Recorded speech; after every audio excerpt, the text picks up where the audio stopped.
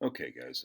Sorry about that. I hit a wrong button by accident and cut off where I was going. Let's finish up talking about the other European power that has colonies uh, in South America, and that would be Portugal. Remember, Portugal began the whole age of discovery by sailing around Africa. Vasco da Gama sailed around Africa and all the way to India, and then they came back. Well, at some point, they also sailed west and they ran into Brazil. And what's going to happen is Portugal and Spain begin to have disputes over who should control what parts of the world. So what they do is they go to the Pope because they're both very solidly Catholic countries, and they go to the Pope and they ask him to mediate their dispute over who gets to control what part of the world. So what they do is they sit down and the Pope marks a line. He does this in 1494 called the line of demarcation. And essentially what happens is that line moves north and south roughly through the tip of Brazil, the eastern part of Brazil. And everything that's on the east side of that line gets controlled by Portugal. Everything to the west is controlled by Spain. So, um, this is called the Treaty of Tordesillas, and you'll see that in your book. Um, and it's spelled Tordesillas, Treaty of Tordesillas. Okay? As a result of that, Portugal ends up with colonies in Brazil.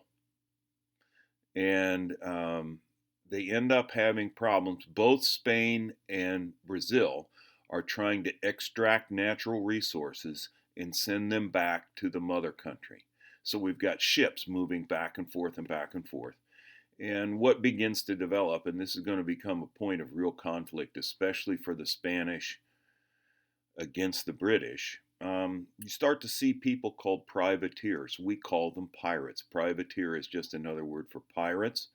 Some of them are sent out, in fact, authorized by governments like the British government to attack and steal um, the products that are being sent back to um, Spain and Portugal, especially the gold and silver. They'll attack and seize ships that are loaded with gold and silver, Spanish ships loaded with gold and silver, and take it back. And it becomes a real problem for the Spanish and for the Portuguese to a lesser degree. Because there's lots of places to hide and harbors, and so this is where we start to see the development of, um, you know, pirates and like Jack Sparrow and that kind of person. Okay, so that's a real source of conflict for the Spanish. Okay, so the big points we got to remember today is the rigid social structure in Spanish colonies. Peninsulares are white people born in Spain. They are running the government and the church. Creoles are white people born in the Americas. They are running businesses, mines, and ranches. Mestizos are the result of relationships between white males and natives. They are going to provide labor.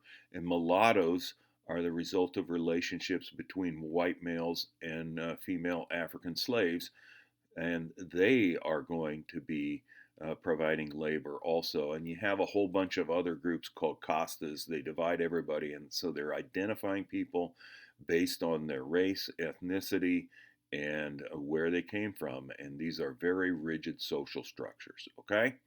So I'll talk to you again tomorrow. Stay safe, stay healthy. Go ahead and do the quiz, and I'll talk to you tomorrow. If you have questions, feel free to email me. Be specific in your questions, okay? Don't just say, hey, I think I had a couple questions wrong.